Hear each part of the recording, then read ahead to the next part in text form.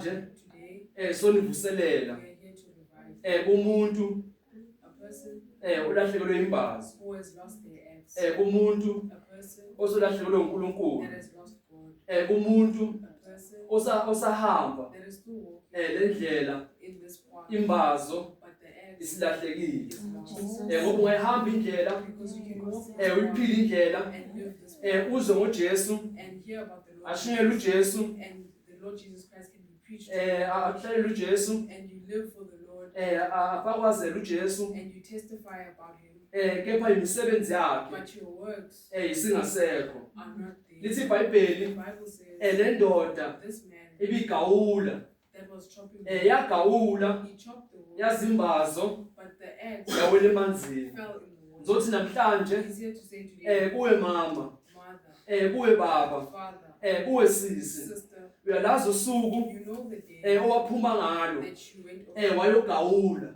that you went to chop wood. uthe usagawula And when you were there, mhlawumbe usedolobheni maybe you were in the city wathuka ngabantu and people swore at you, nawe wathuka and you also swore. mhlawumbe usedolobheni Maybe you were in the city uthi uyayihambela and just walking, umuntu awuyisifoni and someone dropped the wayithatha and you took ngalo it. suku lolo That day wawulahleka kwembazo yakho is when you lost your eggs. kwamuwa kwembazo yakho That's when your eggs. kepha namhlanje Today, uNkulunkulu the Lord God uze kuwe has come to you uzolanda to fetch imbazo yakho your eggs. lithi The iBhayibheli Bible says, uma nilizwa when you hear izwi lakhe the word of God, ningazenzi do not ikhuni inhliziyo zenu make your hearts noma namhlanje stubborn.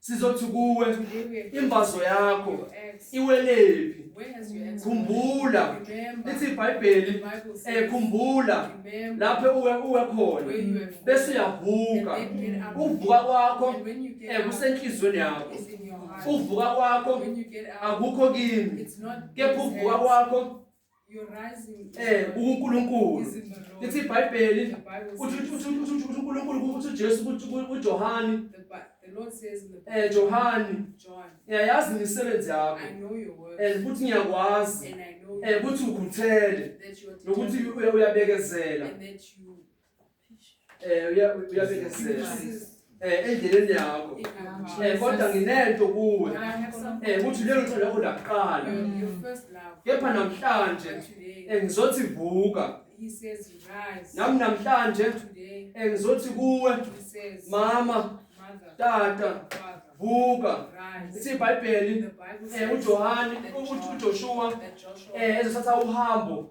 was about to go nama-Israyeli with the lithi Israelites. iBhayibheli The Bible says uNkulunkulu the Lord God wathi Joshua said Joshua, le ncwadi this book yomthetho of the Lord, bengasuki kuwe let it not depart. wozindla ngayo wozindla ngayo Meditate. meditate upon it Upon it. so namhlanje So today, sizothi kini we are here to say le ncwadi this book iyona is the book ezosiza wena that will help you. ukuthi lapho imbazo yakho That where your eggs yalahleka khona has fallen ayibe siyabuyiswa must be returned. so namhlanje So today, ngizothi kini bazalwane he's here to say, uma imbazo singasekho if